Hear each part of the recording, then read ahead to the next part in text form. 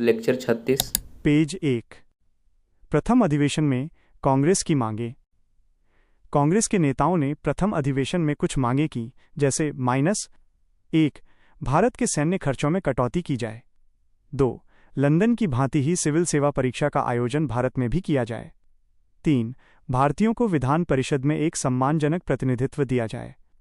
4 भारत के प्रशासनिक खर्च एवं आय व्यय पर एक रॉयल आयोग का गठन हो।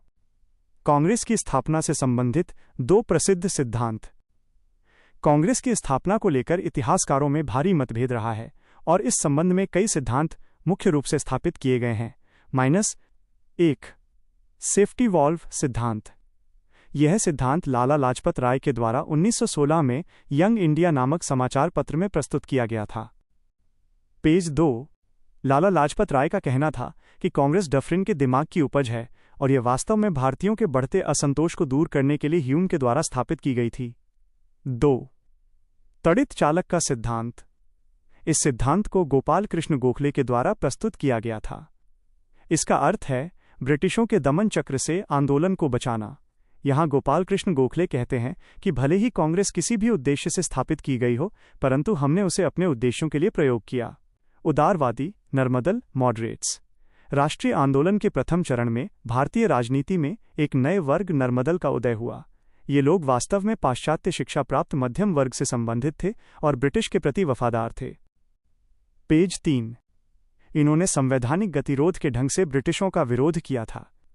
यहां संवैधानिक गतिरोध का अर्थ है ब्रिटिश नीतियों की आलोचना करना और परिवर्तन की मांग करना। विचारधारा।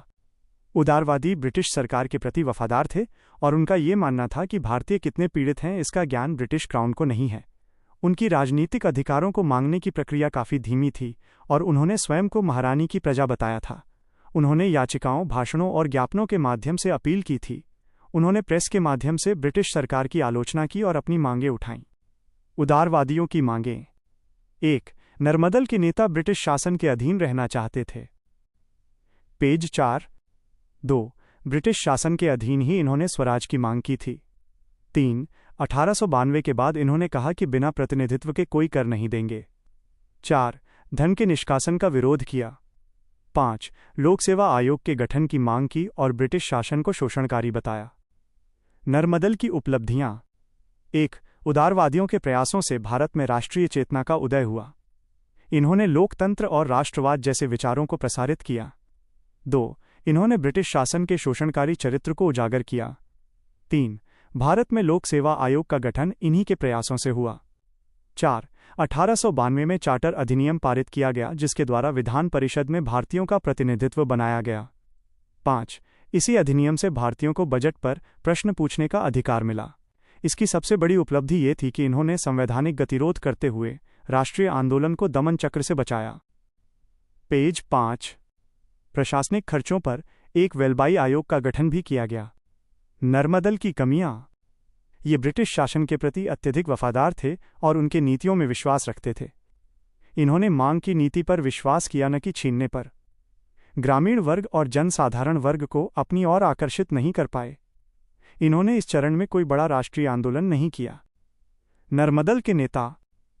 दादा भाई नौरोजी, सुरेंद्रनाथ बनर्जी, बदरुद्दीन तैयबजी, दीन सावाचा, पी आनंद चालू, फिरोज शाह मेहता, गोपाल कृष्ण गोखले, रमेश चंद्र दत्त, सुब्रह्मण्यम अय्यर, R.T. तेलंग, व्योमेश चंद्र बनर्जी। पेज 6 दादा भाई नौरोजी 1825 से 1917 प्रमुख उदारवादी पारसी नेता। धन के निष्कासन का सिद्धांत दिया।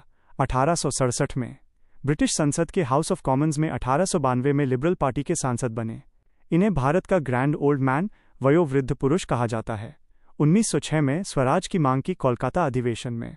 इन्होंने कांग्रेस के 3 अधिवेशन में अध्यक्ष की भूमिका निभाई।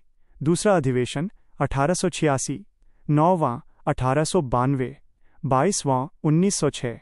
डायग्राम का विवरण। पेज के दाईं ओर एक बॉक्स में पुस्तक और लेखक की जानकारी दी गई है। बॉक्स विवरण। इकोनॉमिकल हिस्ट्री ऑफ इंडिया पुस्तक के लेखक रमेश चंद्र दत्त हैं।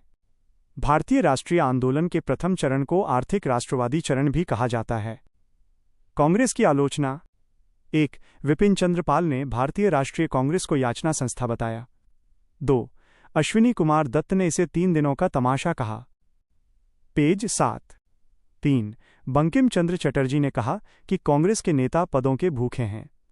4. तिलक ने कहा कि वर्ष में एक बार मेंढक की तरह टर टर करने से कुछ नहीं होगा। 5. लाला लाजपत राय ने इसे डफरिन की दिमाग की उपज बताया।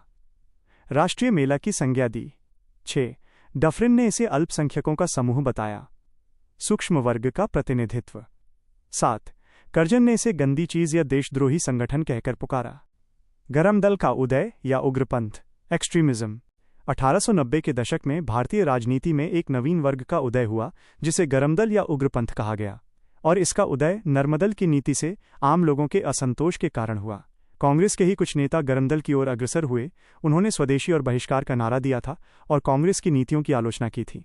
इन्होंने याचना नहीं बल्कि अधिकार की बात की थी। इन्होंने स्वराज का अर्थ पूर्ण स्वराज बताया था। पेज 8। उग्रपंथ के उदय के कारण। नर्मदल की धीमी प्रक्रिया इसके उदय का कारण बनी।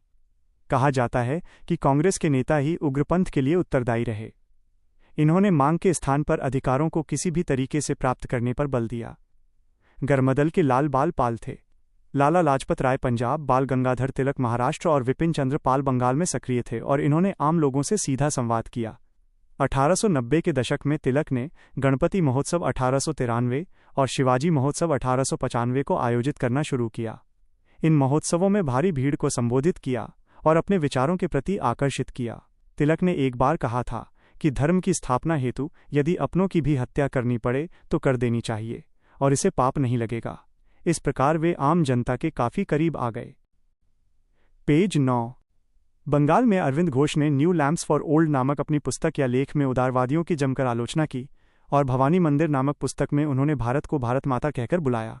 समकालीन अंतर्राष्ट्रीय घटनाओं जैसे 1905 में जापान के द्वारा रूस को पराजित करना, मिस्र और टर्की का स्वतंत्रता आंदोलन ने भी भारतीय नेताओं को प्रोत्साहित किया। बंगाल का विभाजन और कर्जन की नीतियां ने भी गरमदल के उदय और क्रांतिकारी आंदोलन में भूमिका निभाई। बंगाल विभाजन। 1899 में लॉर्ड कर्जन भारत के वायसराय बने। ये एक साम्राज्यवादी वायसराय थे और 1903 में इन्होंने बंगाल विभाजन पर विचार किया। बंगाल विभाजन 20वीं सदी के प्रारंभ की सबसे बड़ी घटना है।